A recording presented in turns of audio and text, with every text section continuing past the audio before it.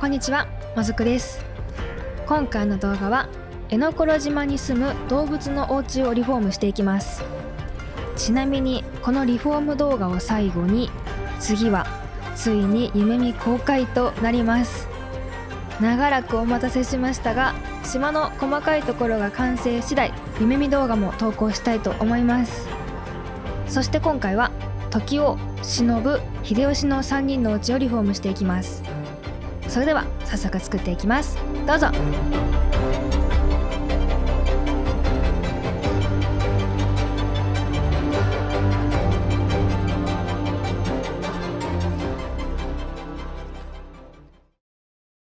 まず1軒目は時代のお家から作っていきます。江ノ島島での時代の設定は農家さんです。なのでお家の横に畑があるんですけど、内装も自宅ではあるんですけど、農家さんっぽさも入れて作っていこうかと思います。では作っていくんですけど、最初に元の内装を片付けて、時代には和風のユニフォームに着替えてもらいます。最初に壁床を決めていきます。テーマは一応自宅なのでモダンな障子をメインに使うんですけど、なるべく薄暗くして農民っぽさを出したいので、窓をなくしてモダンな障子を貼ります。そうすると障子から明かりが漏れないので薄暗くなるかなと思います。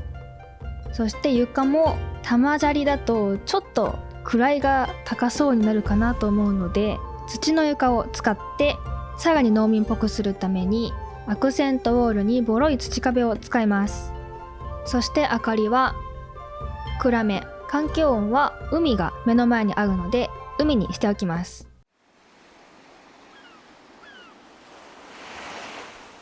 では壁床が決まったので、ここから間取りを決めていきます。ちゃんと生活する部分を作りたいので、1畳の畳を3畳分敷きます。そして土の床と畳の境目をなじませるためにダークウッドなフロアタイルを敷きます。これで床の部分で空間分けができました。次は柱や壁を使って間取りを作っていきます。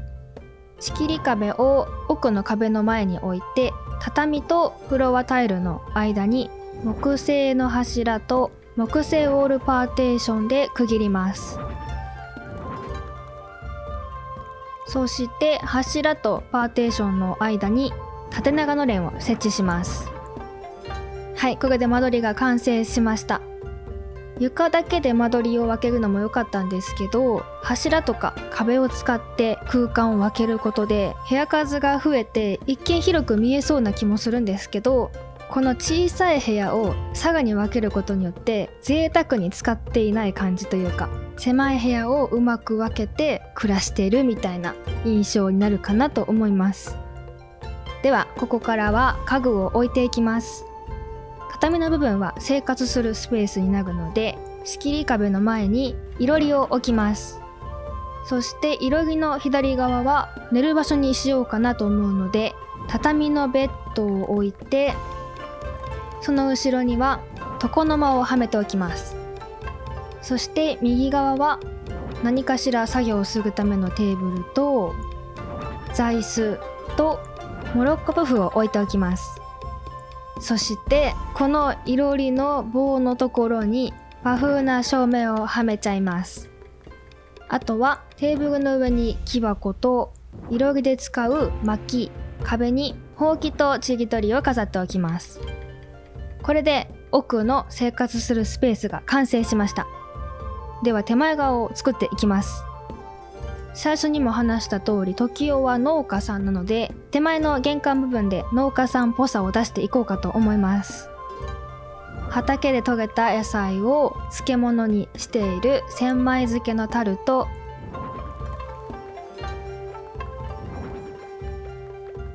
積まれた袋にマイデザインを貼って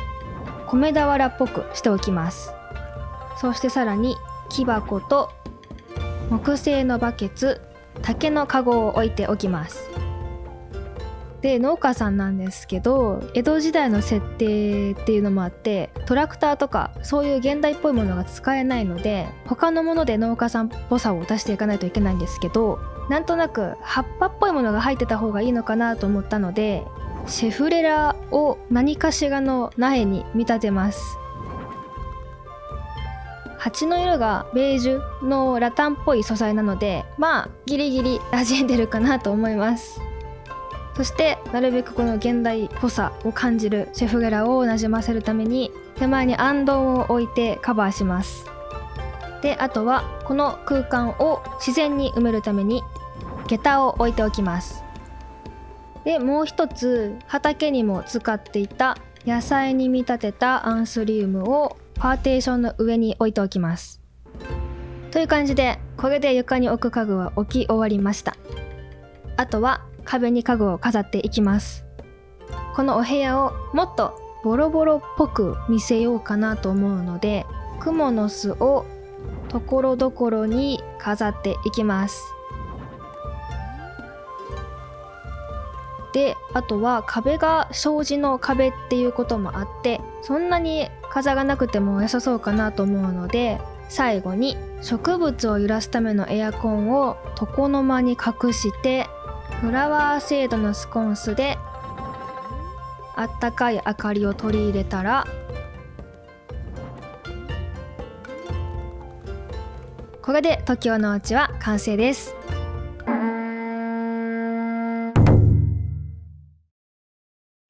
2軒目は忍のお家を作っていきます。時代と同じく砂浜にお家が建っています。で、江ノ頃島での忍の設定は町屋通りで働いているという設定なので、お家は自宅として内装を作っていきます。最初に元のお部屋を片付けて、忍には島に似合う色の袴に着替えてもらいます。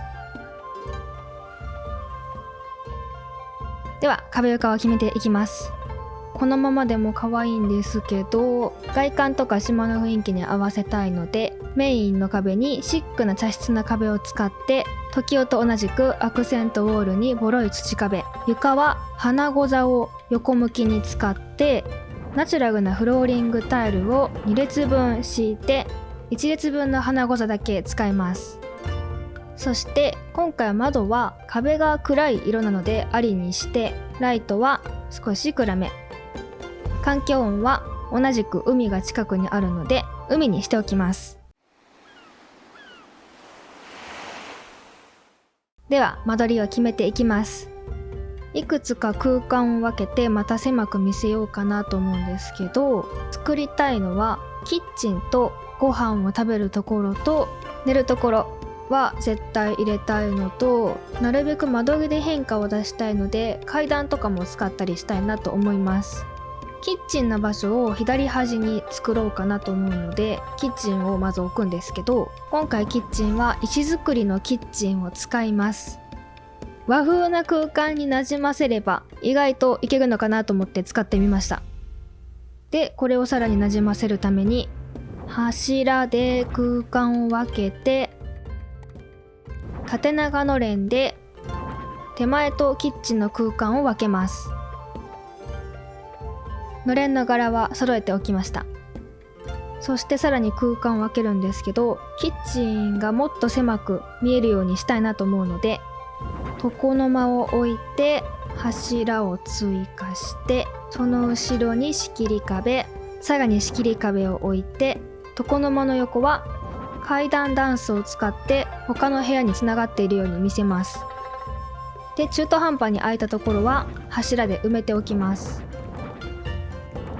そして階段の先が何もないと不自然なので、それを隠すためにのれんを設置しておきます。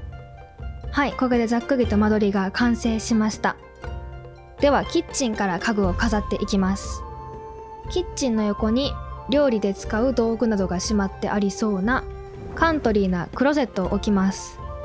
これも洋風な家具ではあるんですけど、和風な空間にあることとリメイクがヴィンテージなのでまだ馴染んでいるかなと思います。そして壁に障子のマイデザインを使ったチッコールステッカーを貼って勝手口を作ります。あとは少し空いている空間に木箱を覗かせて、キッチンの上に陶器のジャグ、そして何かメモが書いてありそうな紙を貼っておきます。はい、これでキッチンが完成しました。次はキッチンの手前のフローリングの上を飾っていきます。このフローリングの上はご飯を食べるところにしようかなと思うんですけど、昔の時代だと多分床で食べるのが主流だと思うんですけど、空間のバランス的に少し高さがあるものを使いたいので、和柄にリメイクしたクロス付きラウンドテーブルを使います。そして椅子にカントリーなチェストと合わせてカントリーな椅子を使います。意外と馴染んでいるかなと思うんですけど、どうでしょうか。あとなんか忍といえばすぐの恩返しっぽいイメージもあるので、趣味とかで作ってそうな布系のものをたくさん取り入れてます。でこれでバランスが取れたので、もう少し周りを飾っていきます。まず壁沿いにレジカウンターで棚を作って柱で挟みます。そして植物をたくさん取り入れたいなと思うので、島のあちこちにも置いているビオトープを棚の上に飾ります。あとはテーブルの上に苔玉と床の間の上に松の盆栽、そしてついでに亀、キッチンの方のチェストの上に壁掛けの葉っぱを飾ってチェストの上に乗っているように見せます。そして床の間の上に吊るし棚を飾っておきます。はい、後ろ側はこんな感じになりました。カントリー家具もキッチンもラウンド付きテーブルも吊るし棚も馴染んでいるかなと思うんですけど、どうでしょうか。ではあとは手前の残りのスペースを埋めていきます。まず左と合わせて右にも柱を追加して、完全に奥と手前で空間を分けます。そして左の壁沿いに和ダンスを置きます。でこの和ダンスの色もカントリーなシリーズと合わせたことで、よりカントリーが馴染んだかなと思います。でその上にお香を置いて、手前に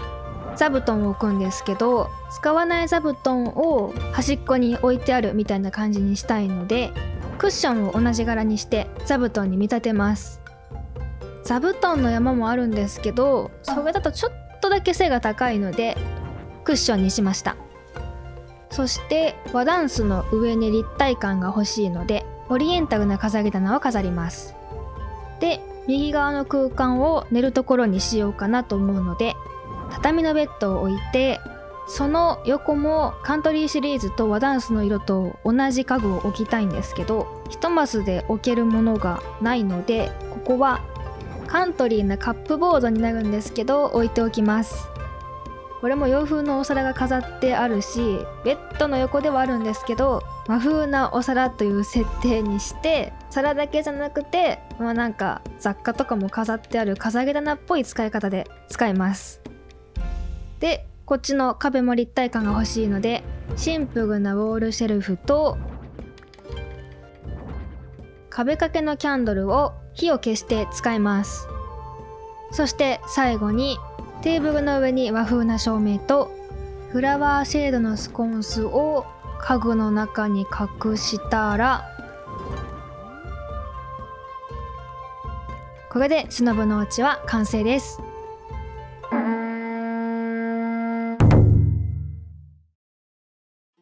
では最後は秀吉のお家を作っていきます。秀吉は江ノ黒島では殿様になってもらっています。なので秀吉様のお部屋を作ろうかなと思うんですけど、 6×6 と狭いので、今正面に見えている大きいお城の中にたくさん部屋がある設定にして、秀吉のお家自体は秀吉様がくつろいだり読書をしたりするお部屋にして贅沢に使おうかなと思います。ということで元のお部屋は片付けて、秀吉様には紋付き袴に着替えてもらいます。